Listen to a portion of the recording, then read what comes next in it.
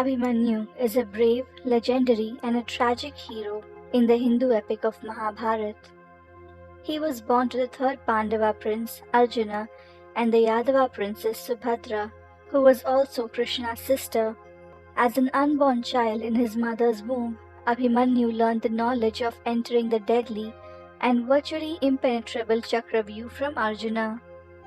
The epic explains that he overheard Arjuna talking about this with his mother from the womb. Arjuna spoke about entering the Chakravyuha, and later Subhadra dozed to sleep.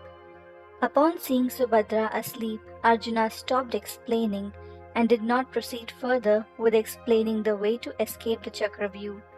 As an effect, the baby Abhimanyu in the womb did not get a chance to get the complete knowledge about the Chakravyuha. After Yudhishthir lost the game of dice, all the Pandavas along with Draupadi were sent to exile for 13 years. Subhadra during this period stayed with her brothers in Dwarka, where she raised Abhimanyu. Abhimanyu was trained in arms and warfare by Pradyumna, Balaram and Krishna.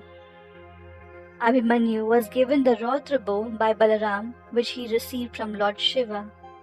In the final year of their exile, Pandavas went into hiding in the Matsya kingdom of King Virat to live through the exile without being discovered.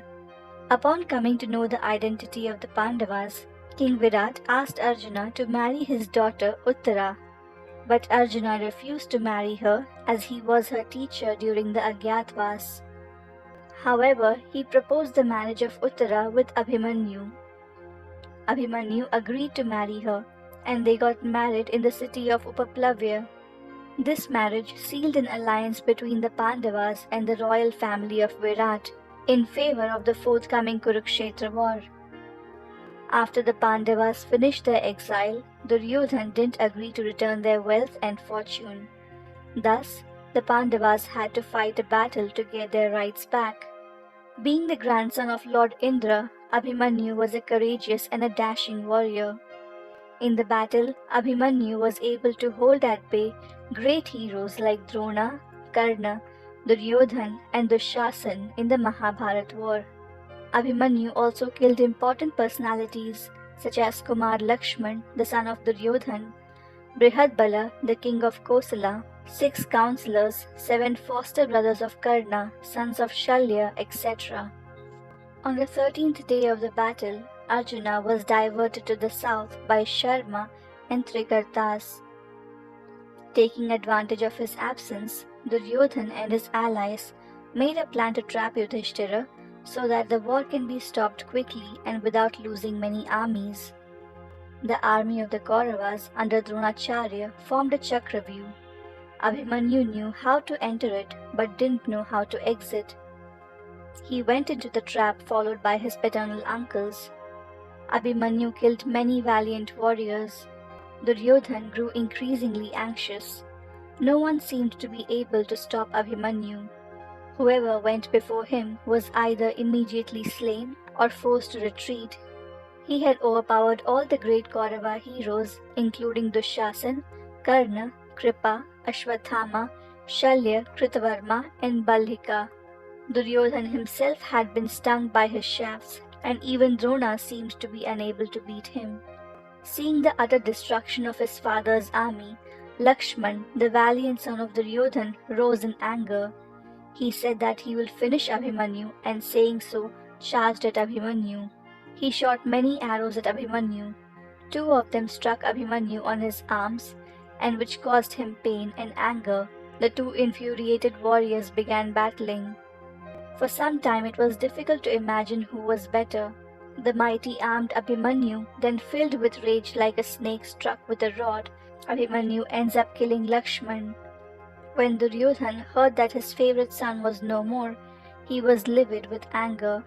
He shouted like a madman, "Kill this vile son of Arjuna at once! Kill him by any means!" Outraged by the killing of his son, Duryodhana ordered Dronacharya to change the plan to focus on Abhimanyu, but the remaining 4 Pandavas followed Abhimanyu. However, the 4 Pandavas were stopped by Jayadratha. Jayadratha defeated all 4 of them. Drupada too was stopped and trapped. Ashwathama and Kritavarma defeated Drishtadyumna and the Upapandavas, leaving Abhimanyu all alone. Shakuni said, "We will not be able to slay this prince by fair means. Find some other way to kill him. All of us together must assail him before he destroys everyone." Drona lowered his head as he went on. He said, "There is, however, a way by which we may be able to overcome him. O Karna, listen carefully. If you go behind him and can cut his bow, the reins of his horses and his chariot wheels, then at the same time Kritavarma can kill his horses, and Ashwathama can kill his charioteer, while Kripa, the king, and I will attack him directly from the front. Perhaps, if the 6 of us attack him simultaneously, we will be able to overpower him."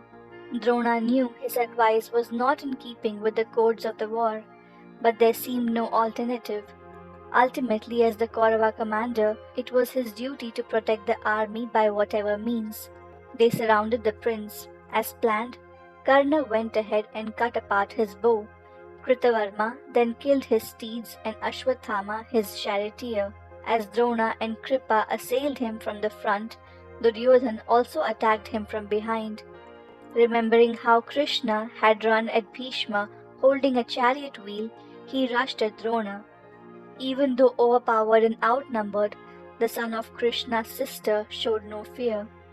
But now he was attacked simultaneously from all sides. Other soldiers and Maharathis, seeing that Drona, Karna, Kripa, etc. themselves broke the rules, they felt that they were given a free hand too.